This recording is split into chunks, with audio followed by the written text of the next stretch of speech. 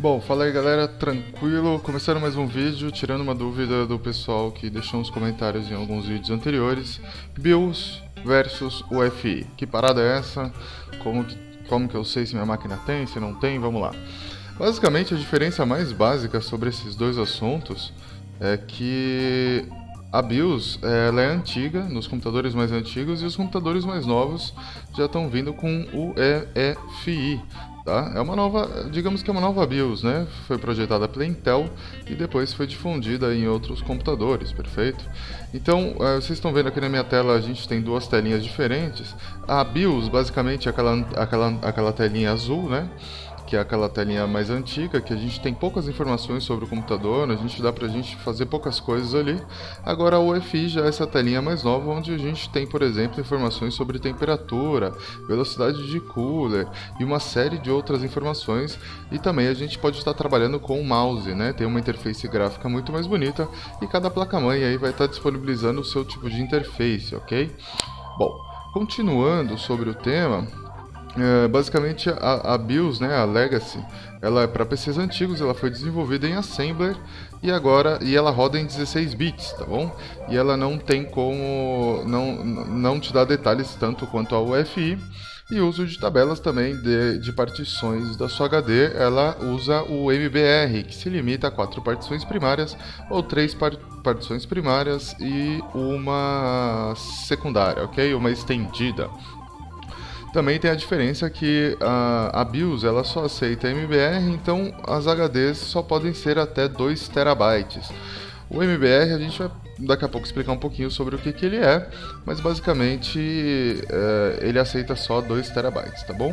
A UEFI já tem esse modo gráfico, né, com mouse e cores, né, ele roda em 32 ou 64 bits, sendo que a velocidade do boot é muito maior, utilizando a UEFI uma opção chamada Fast Boot, tá bom?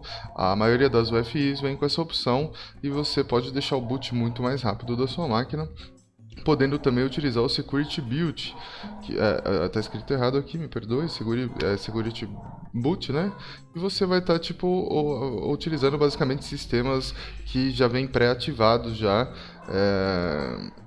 Basicamente é como se fosse sistemas que têm uma assinatura padrão e ele usa ali para identificar se o sistema está tudo ok ou não, perfeito?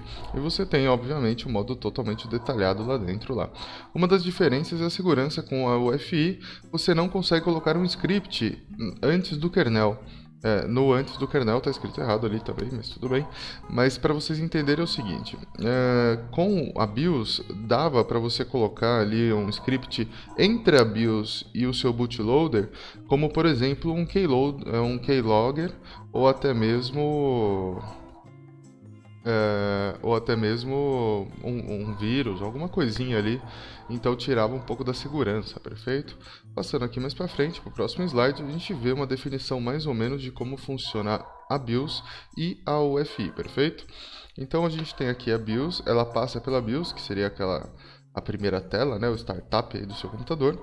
Aí ele vai para a MBR, ele busca esse Master Boot Record na sua HD já, e aí depois ele cai para o bootloader, que seria o GRUB, e aí do GRUB ele vai para o kernel, e aí sim ele vai para o sistema operacional, perfeito? Agora no caso da UEFI já é um pouco diferente, porque depois dela, ela basicamente já carrega tudo, já carrega driver, já carrega tipo várias coisas, já que ela vai identificar para o seu kernel, e vai ser um pouco mais dinâmico essa conexão. E aí por não ter esse MBR aqui, por não ter essa passagem entre o boot e o kernel, né? Que nesse caso aqui que a gente já tem interativo, né? É uma coisa só. Você aqui poderia estar adicionando esses scripts maliciosos, tá bom? Então, passando para frente, a gente tem mais uma imagem que explica mais ou menos agora a diferença entre MBR e GPT.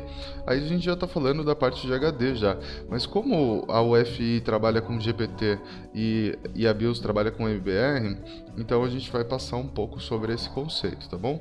Mas também tem como você utilizar o UEFI com MBR também, tá bom? Tem um esquema lá que você consegue liberar para os dois. Agora, é impossível você estar utilizando um sistema que só tem a BIOS e ele não tenha suporte a GPT, e aí ele não vai rolar, tá bom? Tudo vai depender da versão da sua BIOS e coisas do tipo. Então, o MBR ele é um sistema bem mais simples, ele tem o Master Boot Record e depois já vem as partições já, e aí aqui mais ou menos como as partições são montadas, né? Agora, o GPT já é um cara um pouquinho mais complicado, mas de qualquer forma, ele funciona muito melhor hoje em dia. Eu aconselho você estar usando o GPT nas HDs de você, né? Eu vou mostrar para vocês mais ou menos como que funciona essas partições, quais são as diferenças, tá bom? O Master Boot Recorder, que é o MBR, ele é um standard antigo que todos certamente conhecem, que define a estrutura de dados de partição, mantendo informações como partições lógicas organizadas no disco, tá bom? Um disco pode se dividir até no máximo 4 partições, já tinha comentado, 3 partições sendo primárias e uma partição sendo estendida. Então, com o MBR a gente usa 32 bits e pode guardar até 2 terabytes, perfeito? E aí todas as partições é guardada apenas em um único local, e se o MBR for corrompido, a gente pode ter problemas depois para recuperar os nossos dados, tá? Aqui eu tenho um print de uma máquina Debian com MBR para vocês verem como que ficou as minhas partições. Então eu tenho a primária aqui em ext4, ela está dando o boot já também, que ela tem a barra boot dentro dela. Depois eu tenho aqui uma barra home, né, uma lógica, e depois a swap. E vocês podem ver que para vocês saberem se a sua máquina está com MBR ou GPT, você pode dar o parted -L, que daí ele vai te mostrar aqui ó, na tabela de partição MS-DOS. Se for MS-DOS, é MBR, perfeito? Continuando, essa já é uma tabela GPT. Eu esqueci de mudar aqui em cima, mas tudo bem. Essa é uma tabela de GPT. A estrutura da tabela de GPT ela tem um layout já novo, né? Você pode ver que ela suporta HDs acima de 2 teras. Ela trabalha com 64 bits, né?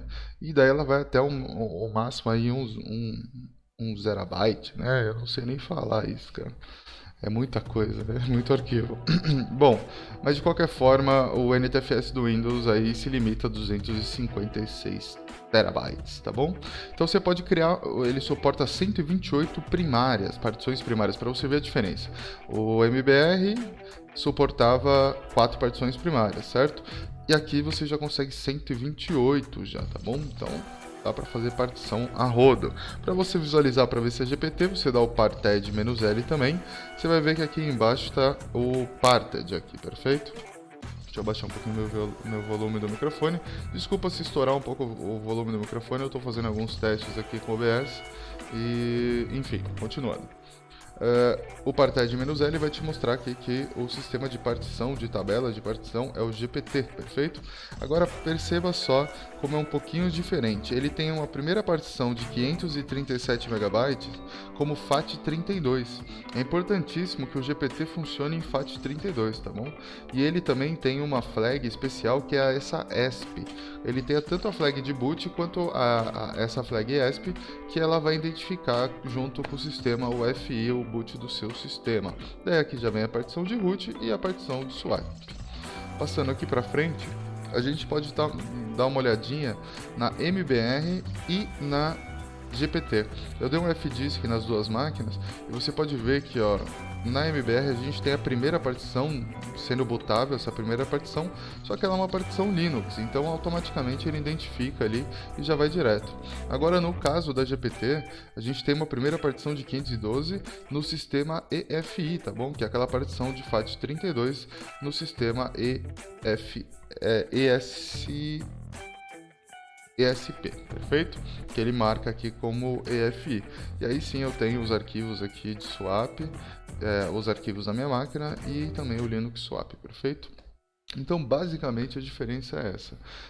Você tem a BIOS, que são sistemas mais antigos, e você tem o UEFI, que são sistemas mais novos. Se você tem um sistema de UEFI, eu aconselho profundamente você estar utilizando o GPT e também estar organizando as suas partições desta forma, perfeito? Se você tem a BIOS com suporte ao UEFI, porque tem algumas que tem, tudo bem também, utiliza o GPT e manda ver nas suas partições. Agora, no caso você não tem o sistema EFI, aí não tem como. Quer saber se a sua máquina está rodando em EFI? É muito simples também, eu vou mostrar aqui para vocês utilizando o terminal, perfeito? A gente pode vir aqui em cd/sys/firmware e dá um ls. Se aqui dentro tiver uma pasta chamada EFI, é porque o sistema está rodando em EFI. Se aqui no caso, como no meu aqui não tem essa pasta, eu estou rodando o sistema em MBR, perfeito? Então é assim que você descobre se o seu sistema está rodando em um ou no outro. Perfeito, meus amigos? Eu agradeço muito pela paciência de vocês. Eu espero que tenha gostado do vídeo. Deixa um like se abrir um pouco a mente aí. Dúvidas, deixa no comentário. E fica assim, até a próxima. Um forte abraço e até mais.